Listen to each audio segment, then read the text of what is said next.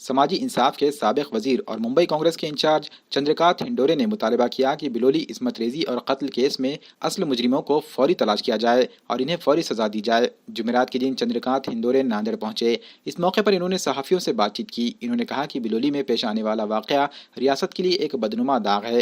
हिंडोरे ने कहा कि इन्होंने पुलिस सुपरिटेंडेंट से खुसूसी तहकीकात और असल मुलजिमीन की गिरफ्तारी के मुतालबे पर बातचीत की।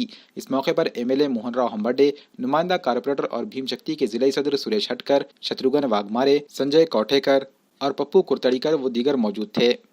आज सकाळी मी नांदेडमध्ये आल्यानंतर नांदेड जिल्ह्यातल्या कार्यकर्त्यांनी मागासवर्गीय मुलीवर जी मूक आणि बधीर आहे तिच्यावर अत्याचार केला, बलात्कार केला आणि नंतर दगडानं ठेचून तिला ठार मारण्यात आलं, तिचा मर्डर करण्यात आला। या संबंधामध्ये मी आज माननीय इथले जे SP आहेत शेवाळे साहेब त्यांच्याशी मी फोनवर बोललो।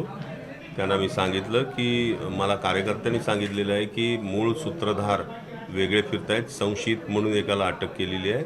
मी त्यांना सांगितलं कुठल्याही परिस्थितीमध्ये हे जे मेन कल्प्रिट आहेत, हे अत्याचार करणारे, यांना कुठल्याही परिस्थितीमध्ये अटक झाली पाहिजे आणि त्यांच्यावर फास्ट ट्रॅक कोर्टामध्ये खटला चालवून लवकरात लवकर त्यांना फाशीच्या सजेवर पाठवलं पाहिजे, फाशी दिली पाहिजे, ही आमची सगळ्यांची मागणी आहे। SP साहेबांनी आम्हाला सांगितलं की लवकरात लवकर आरोपींना अटक करण्यासाठी आम्ही प्रयत्न करू।